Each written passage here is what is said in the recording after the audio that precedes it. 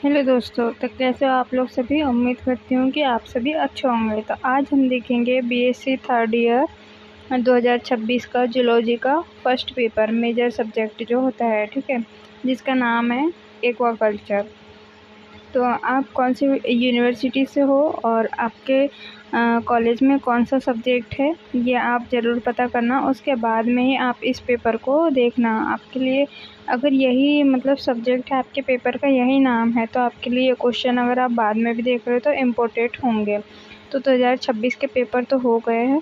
अगर आप कोई दूसरी यूनिवर्सिटी से हो और आपका पेपर यही है एक्वाकल्चर, तो आपके लिए ये क्वेश्चन इम्पोर्टेंट होंगे, ठीक है। तो आप इस वीडियो को देखते रहना और वीडियो को देखने के बाद में वीडियो को लाइक और चैनल को सब्सक्राइब ज़रूर करना, क्योंकि वीडियो बनाने में हमको तभी सपोर्ट मिलता है जब आप हमारे चैनल को सब्सक्राइब करते हो। तो चलिए अब हम आगे देखते हैं।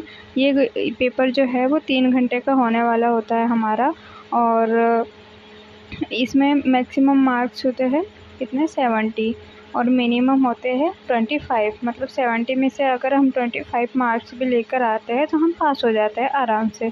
तो मैं आपको बताऊंगी कि हमको कितने क्वेश्चन रहते हैं, कितने ऑब्जेक्टिव रहते हैं और कौन से क्वेश्चन को हमको पहले करना चाहिए, क्योंकि हमको यहाँ पर टाइम मैनेजमेंट का ध्यान रखना होता है, ठीक है। तो इसके बाद में सबसे पहले तो हम देखेंगे ऑब्जेक्टिव। तो ऑब्जेक्टिव क्या है हमारा, यहाँ पे हम हिंदी मीडियम वाले भी देख सकते हैं और इंग्लिश मीडियम वाले भी देख सकते हैं सबसे पहले तो। इसके बाद में हम देखेंगे ऑब्जेक्टिव। तो ऑब्जेक्टिव क्या है, मन सोल तारा पुस्तक किस जीव से संबंधित है। तो यहाँ पर तो नाम में ही दिख रहा है कि मनसोल तारा। मनसोल तारा मतलब होता है एक मछली, तारा मछली के नाम से अगर सुना होगा, तो ये इसका सही उत्तर क्या हो जाएगा, मछली।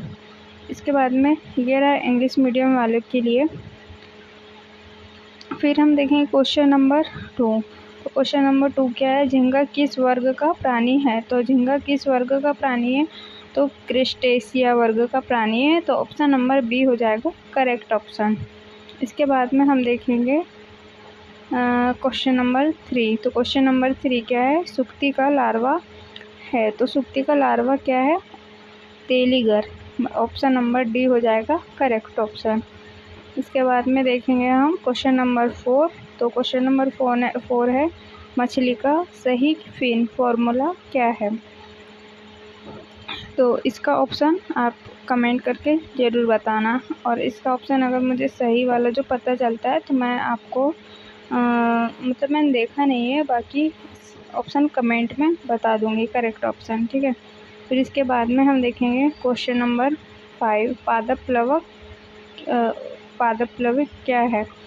तो पादप प्लवक क्या है, माइक्रोसिस्टस है, ठीक है। ऑप्शन नंबर सी हो जाएगा करेक्ट ऑप्शन। फिर इसके बाद में हमारा आता है सेक्शन बी, खंड ब। तो खंड ब में क्या होता है कि 5 नंबर वाले 5 क्वेश्चन करना होता है हमको। एक यूनिट का एक क्वेश्चन मेन दिया होता है और उसके अथवा में उसी यूनिट का दूसरा क्वेश्चन दिया होता है, और इन शब्दों को इन क्वेश्चन का आंसर जो है 250 शब्दों में लिखना होता है, ठीक।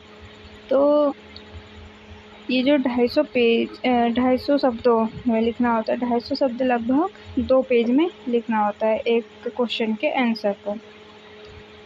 फिर तो हम देखेंगे पहले यूनिट फर्स्ट का क्वेश्चन क्या है, जल संवर्धन का महत्व खाद्य और अखाद्य के रूप में वर्णन कीजिए। तो जल संवर्धन के बारे में यहाँ पर लिखना है महत्व, और उसके अथवा में दिया है भारत में जल संवर्धन के स्रोतों का वर्णन कीजिए। तो ये हो गया क्वेश्चन नंबर 2। और इसके बाद में हम यूनिट 2 से देखेंगे क्वेश्चन नंबर 3, झींगा संवर्धन तकनीकी को समझाइए। तो झींगा संवर्धन यूनिट 2 से है, और इसके अथवा में भी दिया है यूनिट 2 का, झींगे के परिरक्षण और प्रसंस्करण का वर्णन कीजिए। और इंग्लिश मीडियम वाले भी जस्ट उसी के नीचे जो क्वेश्चन दिया है इंग्लिश मीडियम के लिए, तो ये आराम से देख सकते हो, ठीक है। फिर है यूनिट 3, ओयस्टर संवर्धन की तकनीक को समझाइए। इसके बाद में अथवा में दिया है मोती का संगठन और उसके प्रकारों का वर्णन कीजिए। फिर इसके बाद में हम देखेंगे क्वेश्चन नंबर 5, जो कि यूनिट 4 से है, भारत में खाने योग्य समुद्र मछली समुद्री जलीय मछलियों का वर्णन कीजिए। फिर इसके अथवा में मत्स्य परिवहन के खुले और बंद प्रकारों का वर्णन कीजिए। फिर देखेंगे हम यूनिट 5 से जलसाला के चलायमान और स्थिर प्रकारों का वर्णन कीजिए। और यूनिट 5 का अथवा में एक पूछा गया है क्वेश्चन नंबर 6 के अथवा में पादप उत्प्लवकों और जंतु उत्प्लवकों का वर्णन कीजिए। तो इसके बाद में हमारा हो जाता है सेक्शन सी, खंड स जो है वो शुरू। तो इसमें हमको 7 से 8 क्वेश्चन दिए होते हैं, जिसमें से हमको अपने जो 4 क्वेश्चन बन रहे हैं वो 4 क्वेश्चन को ही करना होता है, जो कि एक क्वेश्चन होता है 4 नंबर का, तो 4 क्वेश्चन हो जाते हैं हमारे 40 नंबर के। तो 40 नंबर के क्वेश्चन, तो एक क्वेश्चन 10 नंबर का होता है, तो उसको लिखना होता है हमको एक क्वेश्चन को 500 शब्दों में। 500 शब्दों में बोले तो 4 पेजों में लिखना होता है हमको उसका आंसर को, तो 4 पेज में लिखना होता है, ठीक है। तो सबसे पहले हमको अगर पेपर को टाइम के साथ अगर देखना है तो हमको बोला जाए तो सबसे पहले हमको यही करना है, मेरे हिसाब से तो उचित लगता है।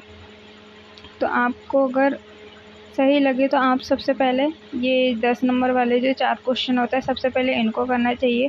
ये 4 क्वेश्चन करने के बाद में ऑब्जेक्टिव करना चाहिए, या ऑब्जेक्टिव के लिए एक पेज छोड़ देना चाहिए बीच में। उसके बाद में 5 नंबर वाले जो क्वेश्चन होते हैं उन 5 नंबर वाले 5 क्वेश्चन को लास्ट में कर लेना चाहिए, ठीक है। तो 1.5 घंटे में या 2 घंटे में ऑब्जेक्टिव और 10 नंबर वाले क्वेश्चन कर लेना चाहिए। और उसके बाद 1 घंटा जो बचा होता है तो 1 घंटे में 5 नंबर वाले 5 क्वेश्चन कर लेना चाहिए। तो चलिए अब हम आगे देखते हैं क्या है। जल संवर्धन की उच्च उत्पादकता की योजना का वर्णन कीजिए। फिर 8वां क्वेश्चन, परभक्षी कीटों के नियंत्रण पर निबंध लिखिए। फिर ओयस्टर के पालन और आखेटन पर निबंध लिखिए। फिर कार्प संवर्धन में तालाब के प्रकार और उनका प्रबंधन का वर्णन कीजिए। फिर 11वां नंबर का क्वेश्चन है, मत्स्य परिरक्षण, प्रसंस्करण एवं विपणन का वर्णन कीजिए। जलसाला के जलीय पौधों के प्रकार पर निबंध लिखिए। बहुसंवर्धन के इतिहास का वर्णन कीजिए। तो यहाँ होता है हमारा अब जूलॉजी का फर्स्ट पेपर ख़त्म।